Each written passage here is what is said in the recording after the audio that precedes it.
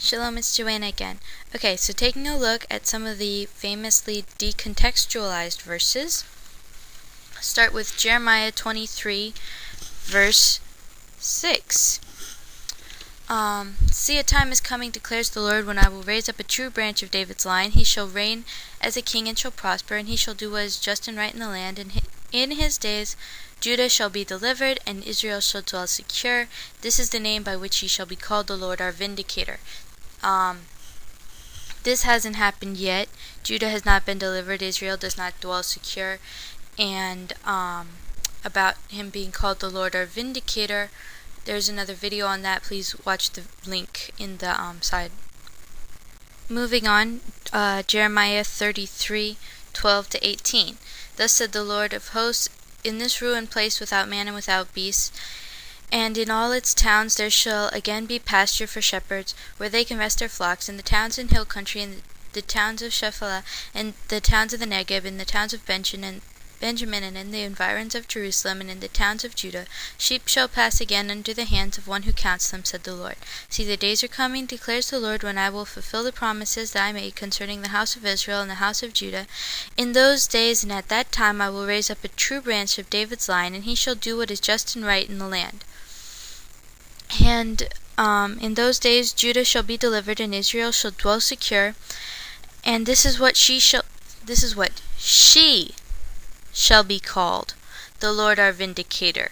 For thus said the Lord, there shall never be an end to men of David's line who sit upon the throne of the house of Israel, nor shall there ever be an end to the line of the Levitical priests before me, of those who present burnt offerings and turn the meal offering to smoke and perform sacrifices. So if you want to take out thus said the Lord, there shall never be an end of men to sit on David's line, and say that Jesus fulfilled that, then you really have to take the next verse, that there will never be an end of priests, into account. And specifically it says Levitical priests, which blows Jesus as the priest king. Thank you. And additionally, again, in Jesus' days, Israel was not delivered, and Judah did not dwell secure. Next, Zechariah 9:9. Rejoice greatly, fair Zion. Raise a shout, fair Jerusalem. For lo, your king is coming to you. He is victorious, triumphant, yet humble, riding on an ass, on a donkey foaled by a she-ass. Of course, this is allegedly fulfilled by the triumphant entry of Jesus into the city on Good Friday. But when you read the next verse after that, he shall banish chariots from Ephraim and horses from Jerusalem. The warrior's bow shall be banished. He shall call the nations to surrender, and his rule shall extend from sea to sea, from ocean to the land's end. When did Jesus fulfill that, please? Next is Zechariah 11:12. Then I said to them, if you are satisfied, pay me my wages. If not, don't. So they weighed out my wages, 30 shekels of silver, the noble sum I was worth in their estimation. The Lord said to me, deposit it in the treasury. I took the 30 shekels and deposited it in the treasury of the house of the Lord. Then I cleft my second staff, unity, in order to annul the brotherhood between Judah and Israel.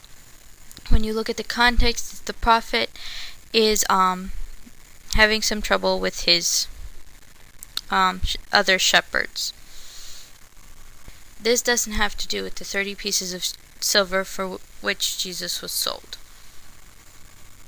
Oh, also of note on that passage, if you do want to claim it in reference to Jesus, let's claim the rest of the chapter too, reading down at verse 15.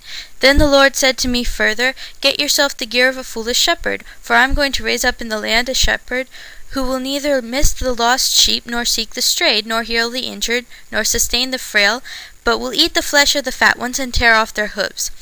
O the worthless shepherd who abandons the flock, let a sword descend upon his arm, and upon his right eye. His arm shall shrivel up, and his right eye shall go blind. If you want to take half the passage, dear Christians, please take the other half as well. Another famous one, Zechariah 13, verse 6.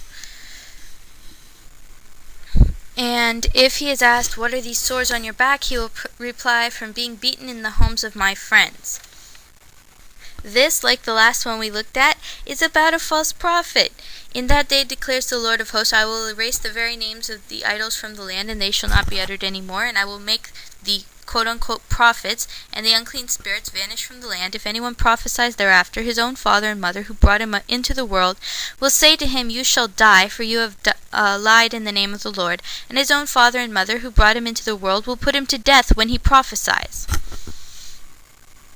So then it goes on to point out that, or to say that the false prophets will try to hide that they called themselves prophets, and the marks that they made on themselves for divination to let blood, they will deny as wounds that they got in the house of their friend, presumably when they were drinking. If you want to take the verse in reference to Jesus and call him a false prophet, that's fine.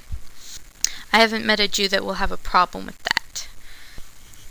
Moving on, Psalm 34 verses 19 to 20. "The Lord is close to the brokenhearted, those crushed in spirit he delivers. Though the misfortunes of the righteous be many, the Lord saves him from all evil, keeping his bones intact, not one of them being broken.